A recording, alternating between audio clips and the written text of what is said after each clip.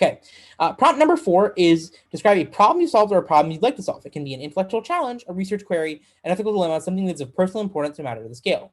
Explain its significance to you and what steps you took or could be taken to identify a solution.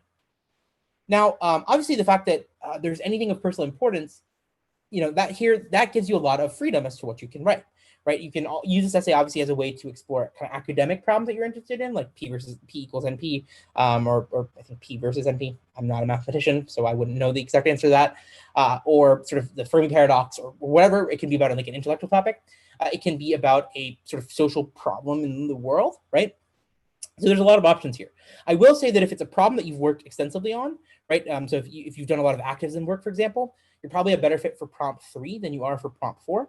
But prompt 4 could be maybe about more of your intellectual interest in a problem, right?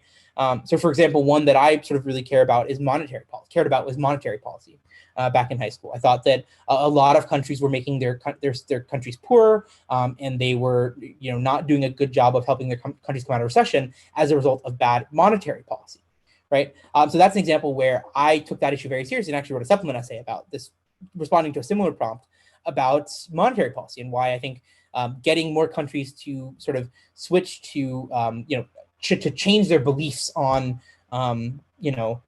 inflation versus unemployment. We're getting in deep into the weeds here, but that's something that I wrote about because it was a good response to this prompt, which is a problem that I'd like to solve is how do you convince countries to use monetary policy correctly, right? Or correctly in my eyes, right? But the key thing that I did in that essay is I talked about why I felt like it mattered, right? Why sort of, the things that I connected to personally that made monetary policy so important to me, right? And that's the key element. It has to be about how it personally matters to you, like I said, right? Again, and this is where you can also address like a hypothetical problem, but you again have to reference why you deeply care about that topic. Okay, problem number 5 is discuss an accomplishment, event, or realization that sparked a period of personal growth and a new understanding of yourself or others, right? Now, there's a pretty expensive prompt, and you can discuss a formal accomplishment or event, but the single most important two words in this prompt are personal growth. You must discuss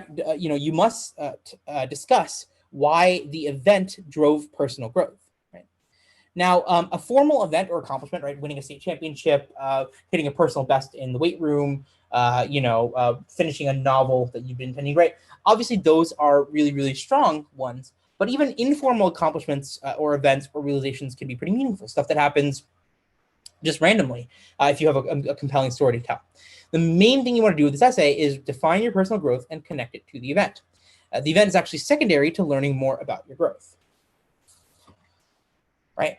Now, the temptation here is to use this to highlight your biggest extracurricular accomplishment or passion. Right?